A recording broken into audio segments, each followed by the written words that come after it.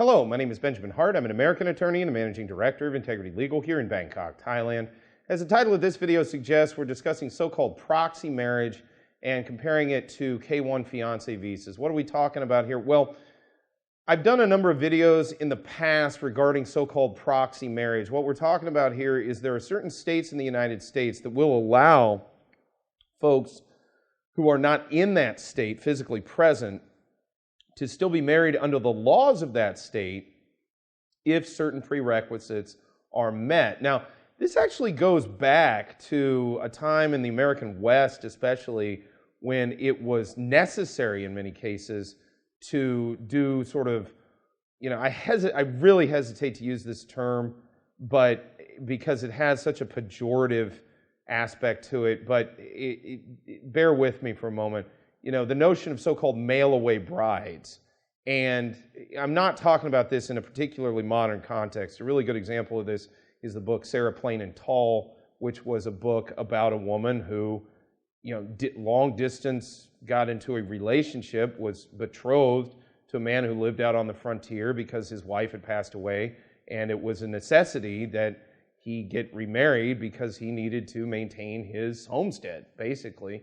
And the book is about a woman who, goes through this process. So there are historical antecedents to the laws undergirding the notion of proxy marriage, the notion of getting married even before you've met that person, getting legally married, so as to provide certain legal protections and benefits to that spouse who's coming to join that person out on the frontier.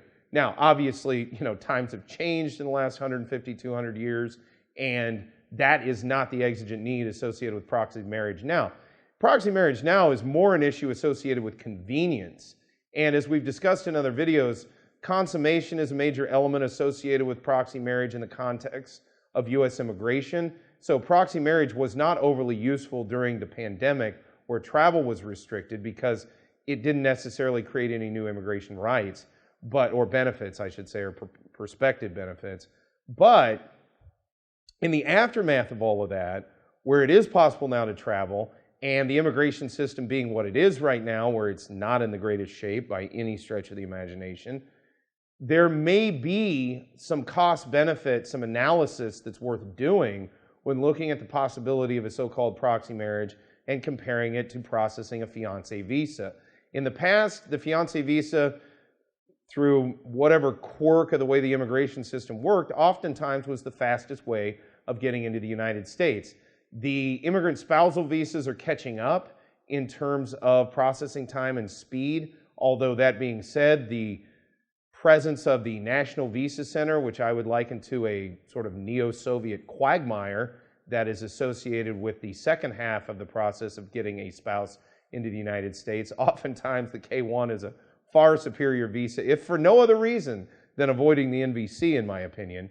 But that said, there may be circumstances where it may be better for a couple to go ahead and deal with a proxy marriage and then go ahead and seek an immigrant spouse visa, CR1 or an IR1 visa, as opposed to a K-1 fiancé visa. Now, that analysis is going to be highly circumstantially dependent, and legalization of a proxy marriage for purposes of U.S. immigration benefits, again, the analysis on that is going to be highly circumstantially dependent. So those that are looking at this and trying to make a determination comparing these two things, probably a very, very good idea.